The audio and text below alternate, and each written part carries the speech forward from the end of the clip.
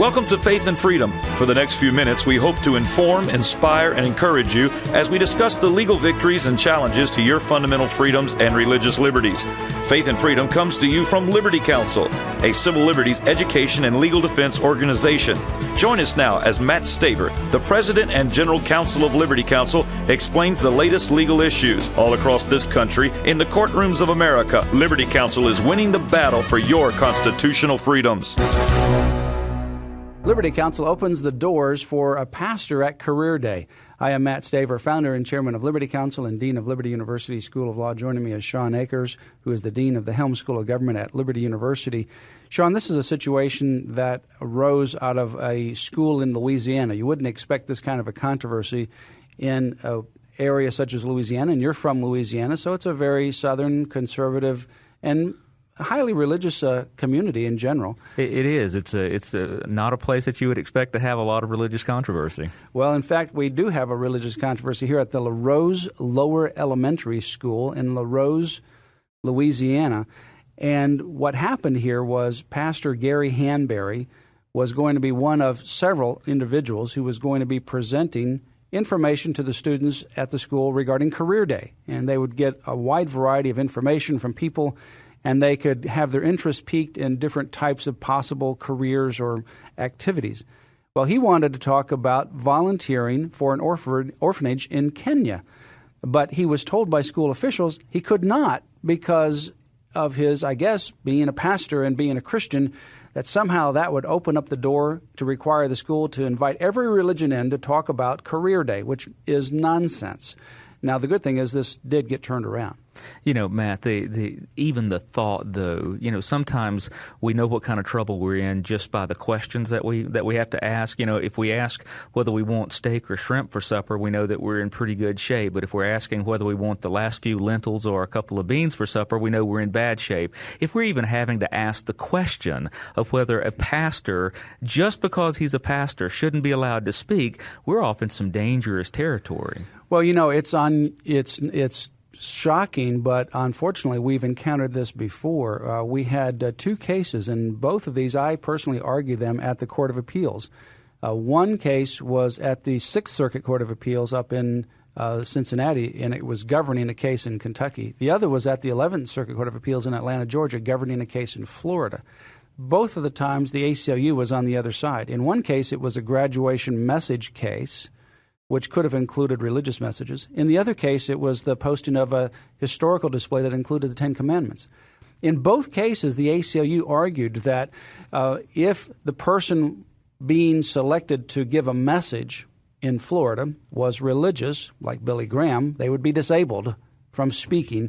Or if the person that even gave the idea to the governing board was a pastor in Kentucky for the Ten Commandments display, that in itself disabled the display.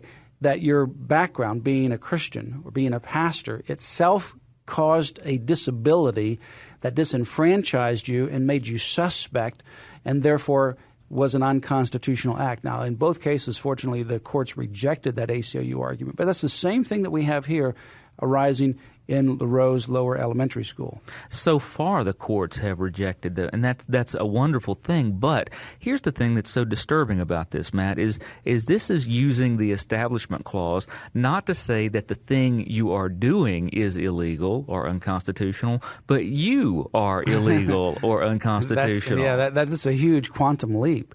It's not the activity. It's not that the fact that what he was going to say was wrong. It's that what he was going to say was wrong because he was wrong. And no matter what he was going to say, just by virtue of the fact that he's a pastor, he has been disenfranchised from that otherwise open forum for other people to speak. It's ridiculous that if they're going to invite someone who is a pastor, that would now force them to have every other religion in the world come up on Career Day. It's just nonsense. The good thing is we got involved and set the record straight and indicated that the First Amendment does not require this, and in fact it's contrary to the constitutional protections, and the school backed away. And fortunately, the pastor was able to be a part of Career Day. It's great that so far your batting average on this is absolutely wonderful because you're a student of the thought of the founders, and quite frankly, the founders who wrote the Establishment Clause in order to protect churches from encroachment by the state would be absolutely astounded to stop and think that that clause was being used now to say, wait a minute, we don't really care what you're going to say. Somebody may be able to say what you're about to say, but you can't because you actually believe this stuff and you're a pastor, you're related to it somehow. So if you're actually a believing Christian, you tend to have less rights to speak under the Establishment Clause than you would have otherwise. That is a staggering misuse of this law. Well, in Justice Joseph Story, he wrote a book on the Constitution of the United States, and he said that the First Amendment was intended to actually encourage Christianity so much as was possible as not to interfere with the rights of conscience. So it wasn't meant to disable Christianity. It was meant to actually encourage a religious freedom, not to discourage it. But in fact, how they're using it is exactly the opposite, to discourage religious freedom. Now, we actually did have some laws in America that said that if you were a pastor, you could not run for office. They wanted to disable pastors from running for office. Fortunately, those laws have been found to be unconstitutional. But it is coming from that same mindset. If you're a pastor, and you see this sometimes in presidential elections, you see it, for example, with Mike Huckabee when he was running. Mm-hmm. Even though he had been a governor and he had been a lieutenant governor and he had had a lot of political experience for a long time, because he was a pastor so many years ago, some people that didn't like his view would try to attack him because of his past work as a pastor. You know, it's amazing, Matt. The more we look at it, the more when we see things like the ACLU bludgeoning believers with the Constitution in this way, it seems that the quintessential element of an acceptable Christianity, because we have tons of politicians on both sides of the aisle who claim to be Christians. Even the president claims Christianity. But it appears that the dividing line between an acceptable Christianity and an unacceptable Christianity is that you actually believe this stuff. Yeah. I mean, if you're crazy enough to actually believe that you talk to a God in the sky, that he really did create the heavens and the earth, and that he speaks to us through his word, and that we speak to him and he answers our prayers, that somehow disqualifies you from all the civil rights that are allowed to everybody else. And that's an amazing leap that I don't think the founders, I don't think they would believe it if you told them. Yeah, that's right. I mean, you have this situation where you can believe in God generically, and as long as you don't have any real opinions on that, then you're okay, because you're not a threat. You don't have an opinion. You're not challenging other people's idea. But if you really believe the words and teachings of Jesus, then you are a threat, and somehow you need to be disabled and disenfranchised. Well, I don't know in this particular case whether these individuals were really hostile to Christianity or they were simply ignorant about what the law is. Either way, the result is the same. The good news is that we were able to resolve it. I think that one of the other things that this points out is we need to know about these situations long in advance. If we had learned about it after career day, then career day would be over, and we'd have to work on the next career day. But we learned about it quickly, early, and were able to get a resolution in time for a career day.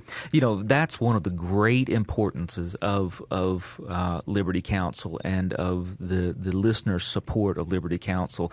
The one thing that is stopping the ACLU, now you're exactly right. We need to explore this for just a second. This school in Louisiana probably didn't have a dog in that hunt, as they say in Louisiana. They probably didn't have any great animosity against Christianity. I'll tell you what they do have a great animosity against, and that's getting sued by the ACLU. They know the ACLU's done such a good job of bullying without any counterbalance. They go in, they bully, they take you to court, you get sued, and you wind up having to spend a great deal of your budget defending. That provides you a great incentive not to even go near one of these religious questions. The easiest thing to do is just deny people their rights and move on. But with Liberty Counsel coming in, especially like you said in this case, early, and being this countervailing force that says, just wait, hold on just a minute, we're here to help you when the ACLU comes in to threaten you in these ways. You don't have to be afraid of this unnamed threat, even if you haven't received one. We're here. It provides a huge counterbalance in the United States.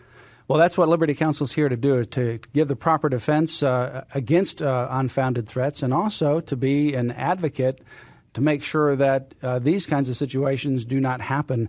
give us a call at Liberty Counsel and be part of this ministry through prayer and certainly through financial support. Liberty Counsel is a nonprofit ministry. Contributions are tax deductible. All of the representation that we provide at no cost to the clients involved.